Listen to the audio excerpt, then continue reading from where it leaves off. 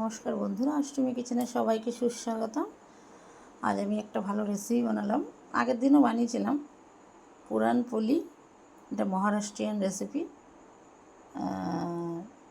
আর rice করেছি, আর তার সাথে আমটি করেছি, মানে পুলির সাথে, পুরানপোলির সাথে। আর এটা বানিয়েছি হচ্ছে, আমার গাছে অনেক পেঁপে হয়েছে, পাপিতা, তো পেঁপে দিয়ে আজকে আমি কোফতা কারি করেছি, আর সঙ্গে সালাদ আছে। তো একটা রেসিপি বানালাম, শেয়ার করতে ইচ্ছা করলো, তাহলে একটা শেয়ার করি। যাই হোক, পুরানপোলি তো খুব সুন্দর রেসিপি, খুব মানে এনার্জেটিক খাবার, খুব ভালো, যেটা চানা ডাল মানে ছোলার ডালে হয়। তো ডালটা আমি অনেকক্ষণ ভিজিয়ে রেখেছিলাম প্রথমে, তারপরে 6-7, আমি 8-10টা সিটি দিয়ে দিয়েছি, যতটা গোলানো যায়। ওর মধ্যে আগেই আদা কুচি একটু ঘষে গ্রেট করে দিয়ে দিয়েছি, একটা কাঁচা লঙ্কা দিয়েছি। তারপরে যখন ওটা গলে গেছে, তারপরে আমি গুড় দিয়েছি ওর মধ্যে, আর দিয়েছি হলো জায়ফল গুঁড়ো দিয়েছি, গরম মশলা গুঁড়ো দিয়েছি, দিয়ে ওটাকে কড়াতে দিয়ে ঘি দিয়ে ভালো করে নেড়েছি। এবার নাড়তে নাড়তে যখন শুকিয়ে গেছে, একদম ড্রাই ড্রাই মোটামুটি হয়ে এসছে যে আমি ফিলিংটা, তারপর ওটা নামিয়ে রেখেছি। ওর মধ্যে এবার একটু আমচুর পাউডার, একটু স্পাইসি হলে ভালো লাগে, দিয়েছি। কেউ একটু যা হোক দিতে পারেন, যেরকম মন চায়। আর তার সাথে ওই ডালের জলটা রেখে দিয়েছিলাম, এটা হচ্ছে আমটি। ওই ডালের জলটার মধ্যে যেটা দিয়েছি, ফোড়নও তো দিয়েছি, অনিয়ন, আদরক, কাঁচা লঙ্কা সব কুচি দিয়ে তেঁতুল গুলে দিয়েছি ওর মধ্যে, গরম মশলা দিয়েছি, জাফরান ওই দিয়েছি, কসৌরি মেথি একটু দিয়েছি, আর দিয়েছি হলো জায়ফল গুঁড়ো, সবই দিয়ে ফোড়ন দিয়ে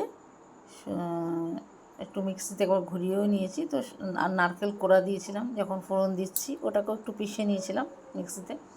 তো আমার এই আমটি রেডি হয়ে গেছে। তার সাথে এই পরাঠা আর আমটি যায় দুটো হয়ে গেছে। আর এর সঙ্গে এটা আমি রাইস করেছি। আর এটা হলো আমার পেঁপের কোফতা কারি। আমার গাছে প্রচুর পেঁপে হয়েছে, আমি বাগানে পেঁপে গাছ লাগিয়েছিলাম, তো তার থেকে কোফতা কারি করেছি। কোফতা কারিটাও খুব ভালো হয়েছে। প্রথমে পেঁপে ধুয়ে ভালো করে গ্রেট করে নিয়ে একটু নুন মাখিয়ে মিনিট 20 রেখে দিয়েছিলাম, তারপরে ওটাকে একদম চিপে জলটা বার করে দিয়েছি।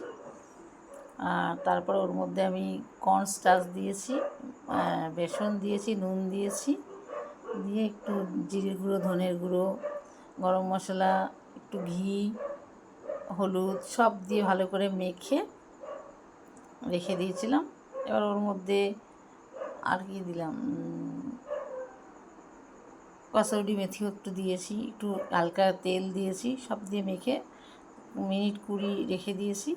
তারপরে আমি ওটাকে হাতে গোল গোল বল রাউন্ড শেপ দিয়ে, এবার আমি ওটাতে আমি একটু ঘিয়েই ভেজেছি রাউন্ড করে, বলগুলোকে ভেজে তুলে রেখেছি। আর গ্রেভিটা যখন করেছি, গ্রেভিটা তো অনিয়ন যে পেস্ট দিয়েছি, আদরক পেস্ট, কাঁচা লঙ্কা, একটু কসুরি মেথি, তারপরে হচ্ছে লাল মির্চ, যেটা কালার করার জন্য দিয়েছি। আমি টক দই ফেটিয়ে দিয়েছি, একটু বেসন গুঁড়ো দিয়েছি, তাতে গ্রেভিটা একটু থিকনেসটা ভালো হয়। নুন, হলুদ, মিষ্টি সে তো প্রয়োজন মতো যতটা লাগে দিয়েছি। তারপরে ভালো করে নেড়ে যখন গ্রেভিটা রেডি হয়ে গেছে, লাস্টে গরম মশলা দিয়ে দিয়েছি, ঘি দিয়ে দিয়েছি। আর বলগুলো শুধু জাস্ট উপরে সাজিয়ে সাজিয়ে দিয়েছি, ফুটালে পরে বলগুলো নষ্ট হয়ে যাবে, ফেটে টুটে যায়। তো এইভাবে আমার হয়ে গেল পেঁপের কী বলো, কোফতা কারি।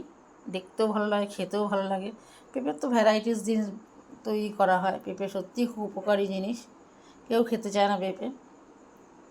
পেঁপে শুনলেই সবাই বাতিল করে দেয়। আমি তো পেঁপের সাথে লুচি, তরকারি, পরোটার সঙ্গে পেঁপে, মানে পেঁপের ভ্যারাইটিস বানাই।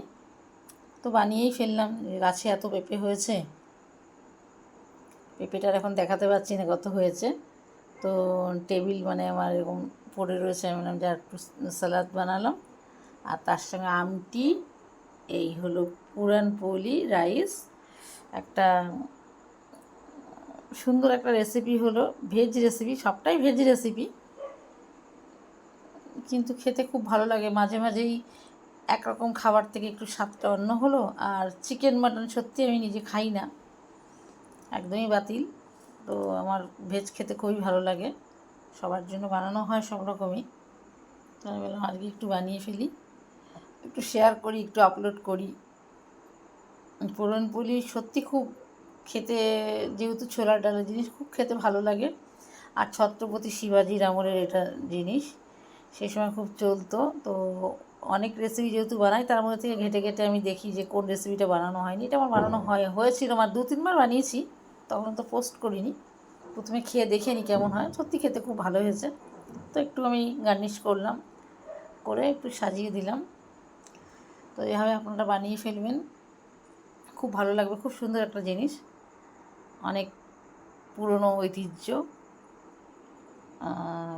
অনেকক্ষণ সঙ্গে থাকার জন্য ধন্যবাদ। Thanks for watching.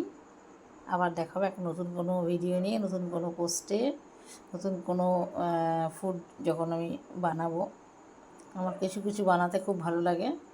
আমার যখনই মন ভালো লাগে না, আমার মনে হয় আমি কোনো কুকিং করি আর মনটা তখন